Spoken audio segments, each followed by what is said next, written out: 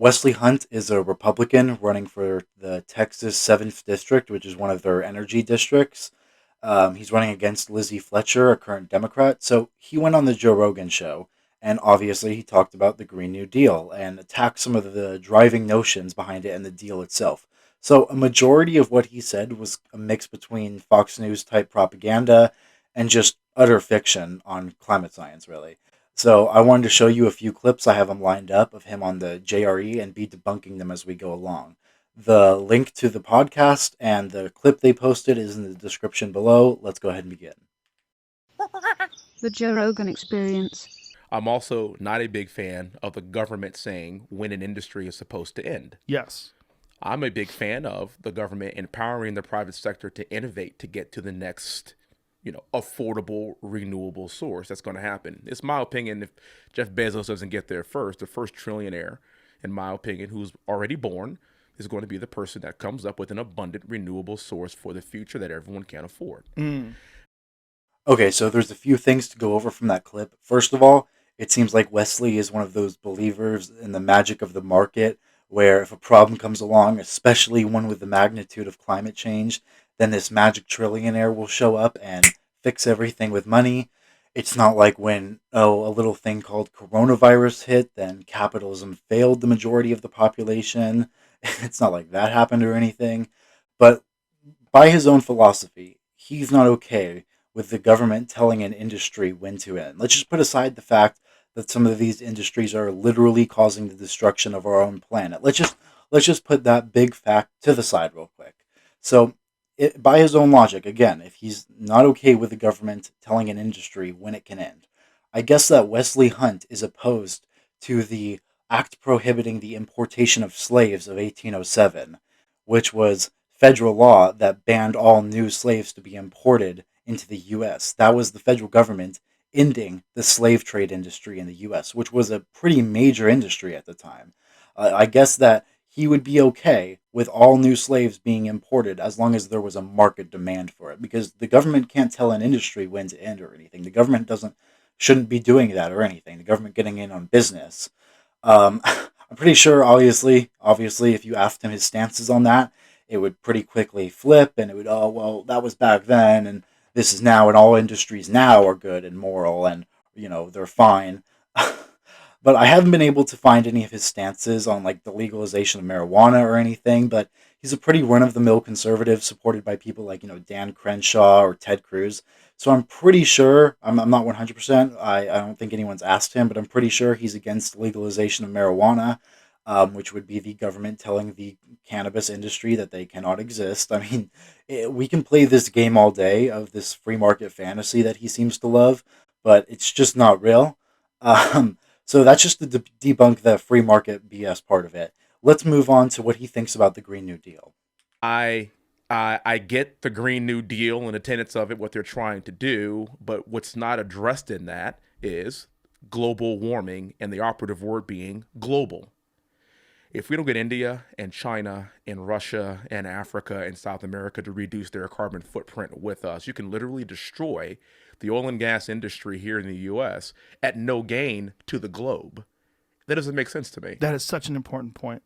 That's so important. Nobody's talking about the other countries. So Right. China and India are building 4 coal plants per month. And it's not a case of if we build it, they will come. That's not how this works. So what he says here actually really startles me, but I'll tell you why in a second. First, let me address that the logic he's proposing of if the US does anything to reduce its emissions, it's basically useless because we don't dominate the entire globe's emissions, and therefore us doing anything to reduce our emissions is pointless and we might as well pollute anyway.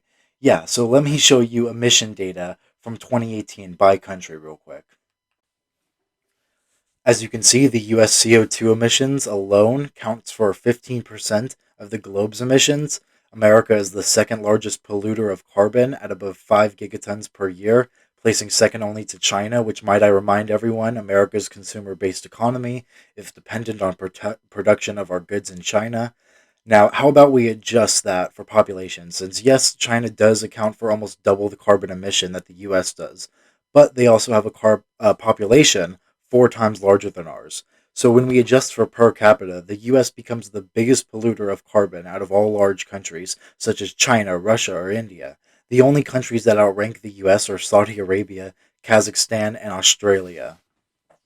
It's a pretty preposterous notion that if one of the world's largest carbon polluters begins to decrease and then nullify its carbon emission, that there would be no change or impact on global warming or climate change at all.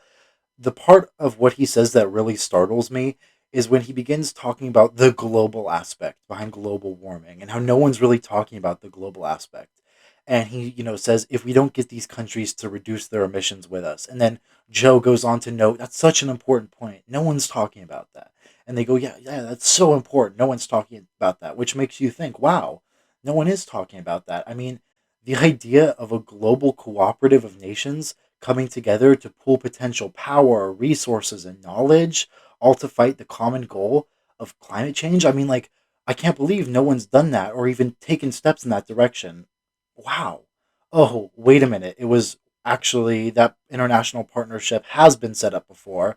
It was called the Paris Climate Accords, and it was one of Obama's crowning achievements until Donald Trump, who endorsed Wesley Hunt, got into office and ripped it up.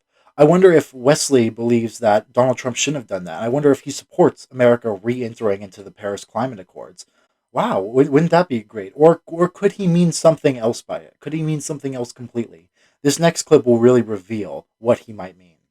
20 years ago, we would kill a bad guy in the Middle East. And then we have to turn around and ask these same countries for resources and oil. That's a conflict of interest, if you could imagine. Of course. So we don't have to do that anymore.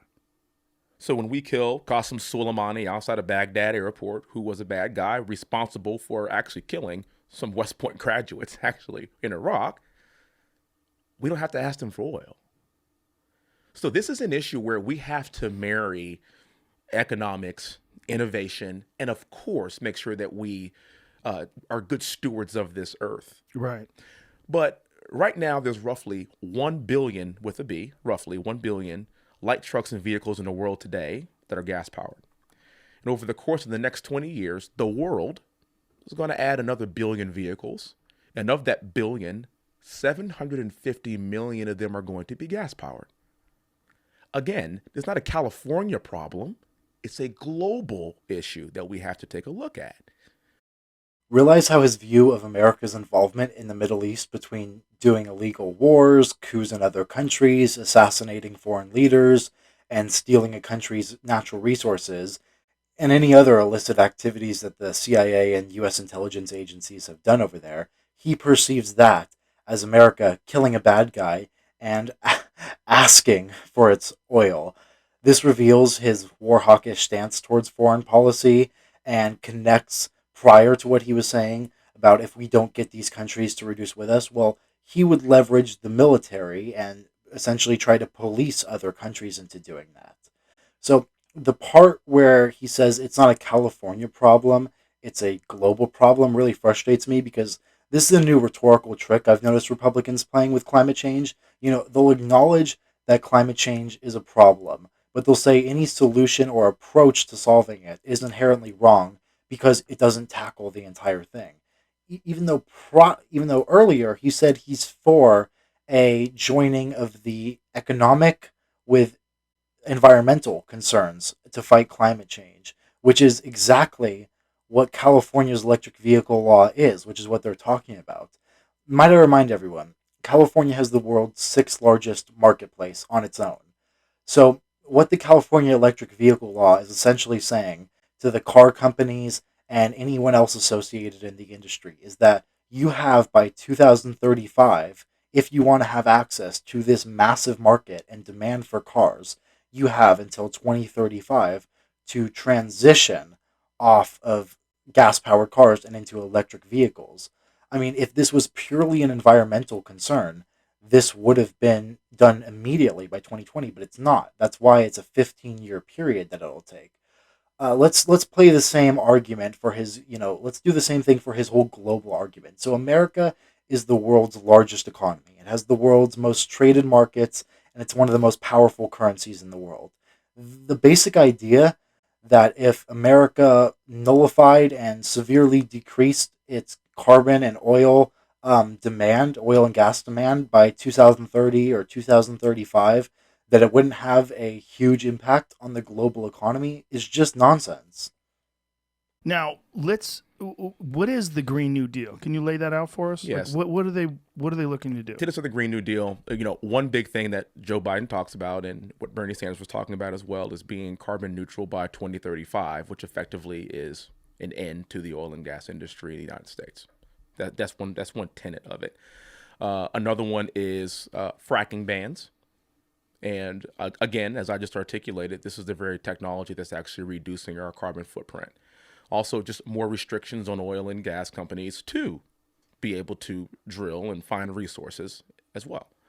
And it is a job killer in Houston, Texas, particularly as we recover from COVID-19. And we've been hit pretty hard because if you've noticed, the oil and gas industry has been hit pretty hard too.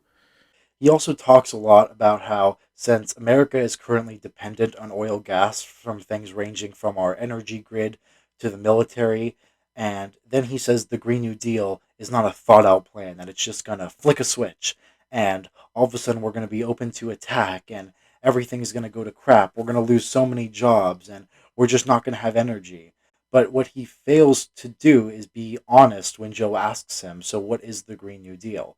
He leaves out the fact that it is a 10 to 15-year plan, depending on if you follow the Green New Deal or Joe Biden's plan, which is not the Green New Deal. His plan is 15 years, that it's a 10 to 15-year plan to transition off oil and gas into clean and renewable energy, not something that is just going to flick a switch and instantly everything's going to fall apart. Then he also conveniently leaves out the fact that the Green New Deal is actually a FDR style jobs program aimed at creating hundreds of thousands, potentially millions of new jobs and massively expanding industries. I think it's pretty interesting how how both those big facts and some of the main definitions of the Green New Deal are just left out in his answer. So let's check out the last clip now. I understand the benevolence of the Green New Deal. It's always good in theory. I got it. I think if we could magically snap our fingers and the world could be just carbon neutral, that sounds great. That sounds great.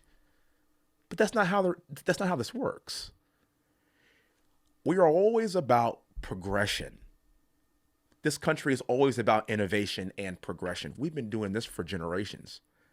Let's continue that progression by enabling again the private sector to innovate to the next level. If you're paying attention to what the Green New Deal says, it basically just demonizes an entire industry. And I think for lack of understanding what the industry does for the world. What that industry has done is things like tear apart ecosystems, suppressing evidence that they knew climate change was real and a problem, causing an average of 2 oil spills a year, backing wars and coups in the Middle East, and also tearing apart the climate all for the sake of their own profit. I wasn't aware that we had to treat an immoral multi-billion-dollar industry like a junior high school girl getting bullied. What really angers me in this clip is when he said, if we could just come along and magically snap our fingers and fix climate change, then we would. But that's not the way the world works. I mean, that's such a false premise because that's not what the Green New Deal is at all. The Green New Deal is a decade long plan to transition off oil and gas and onto clean and renewable energy while also creating hundreds of thousands of jobs in the process. What is, however, magical or wishful thinking is the idea that a trillionaire is just going to come along and fix all the problems of climate change with money, really. I mean, that's the type of snap your fingers magical thinking that he's talking about. I mean, he's such a mouthpiece for the oil and gas industry because while simultaneously saying he supports any resolution or bill proposed that joins economic and environmental concerns to fight climate change, every single bill or law proposed that he talks about, like the California law or the Green New Deal, is exactly that, a joining of economic and environmental concerns to fight global warming. But he outright demonizes it. I mean, it's pretty funny to watch him try to work that logic, really.